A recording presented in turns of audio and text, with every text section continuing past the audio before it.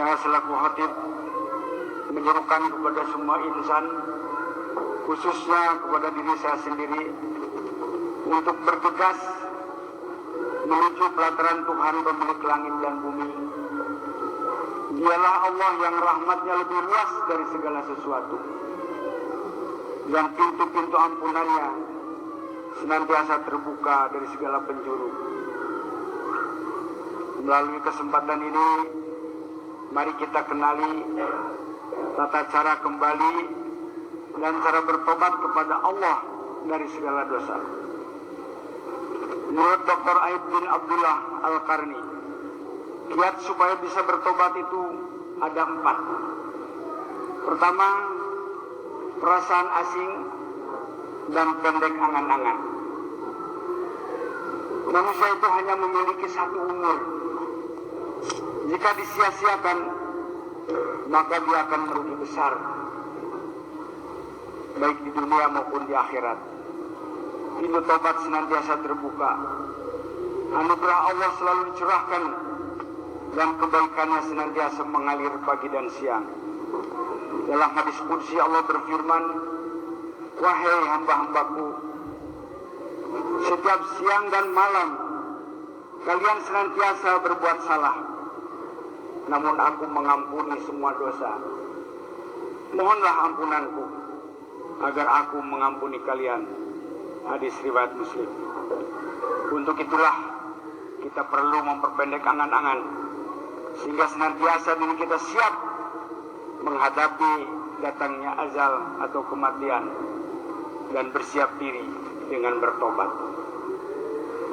Yang kedua, ingat mati dan sakaratul maut. Mati dan sakaratul maut akan dan harus dialami oleh semua manusia. Rasulullah SAW pun merasakan sakaratul maut. Ketika sakaratul maut tiba, beliau membasahi secari kain dan mengusapkan ke wajahnya sambil berkata, "Tiada Tuhan selain Allah. Sesungguhnya kematian itu ada sakaratnya. Ya Allah, bantulah aku dalam menghadapi sakaratul maut ini." Hadis riwayat Muslim. Rasulullah SAW meninggal layaknya orang biasa. Seandainya ada manusia yang bisa terhindar dari kematian, tentu Nabi Muhammad SAW akan hidup selamanya. Allah Azza wa Jalla berfirman kepada Nabi Muhammad SAW, "A'udzu billahi minas syaitonir rajim. Innaka mayyitun wa innahum mayyitun." Sesungguhnya kamu akan mati, dan sesungguhnya mereka akan mati pula. Az-Zumar ayat 30. Ketiga, membayangkan azab Allah Subhanahu wa ta'ala. Orang yang durjana harus tahu dan yakin bahwa azab Allah sangat pedih. Akan tetapi di samping itu, azab tersebut dapat menghapus dosa kemaksiatannya, serta bisa mendorongnya untuk bertobat kepada Allah Azza wa Jalla. Allah berfirman, "A'udzu billahi minasy syaithanir rajim. Wa kadzalika anzu rabbika idza ghadala qura wa hiya zalimah. Inna 'aidahu alimun syadid." Dan begitulah azab Tuhanmu apabila dia mengazab penduduk negeri-negeri yang berbuat zalim. Sesungguhnya azabnya itu adalah sangat pedih, lagi keras.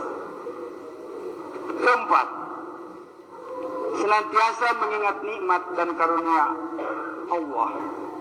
Allah berfirman, nikmat itu tidak terhitung banyaknya, seperti kesehatan lahir dan batin, kesempurnaan badan, pandangan dan pendengaran, bahkan harta pun diberikan. Allah berfirman, "A'udzu billahi minasy syaithanir rajim. Wa ma bikum min ni'matin فمن الله ثم إذا مسكم الضر فإليه تجأرون. Dan apa saja nikmat yang ada pada kamu, maka dari Allah lah datangnya. Dan bila kamu ditimpa oleh kemudaratan, maka hanya kepadanya lah kamu minta pertolongan. An-Nahl ayat 53. Karena itulah salah satu cara yang bisa membuat orang berhasrat untuk bertobat adalah memelihara nikmat Allah yang ada dalam dirinya. Semoga Allah menerima tobat, mengampuni dosa, dan memaafkan segala kesalahan.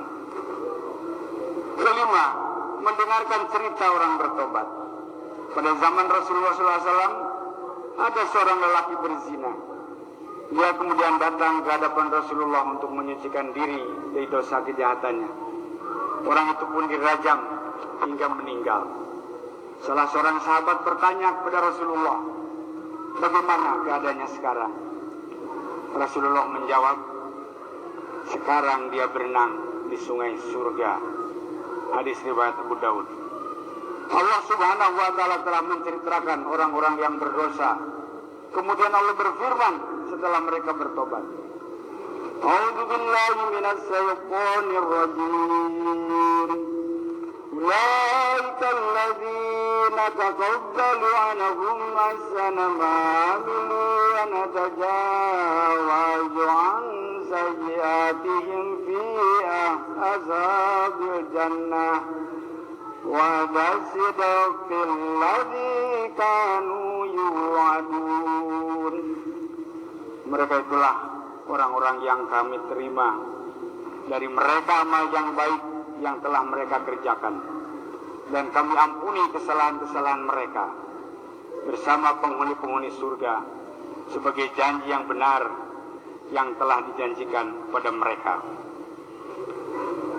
Al-Ahqaf ayat 16. Demikianlah ketika manusia mendengar cerita dan perjalanan hidup orang-orang yang bertobat, otomatis hasratnya akan terasah dan lebih dekat kepada tobat. Barakallahu li wa lakum fil Qur'anil azim wa nafa'ani wa iyyakum bil ayati waz zikril hakim. Wa taqabbal minni wa minkum tilawatahu innahu was samiul alim.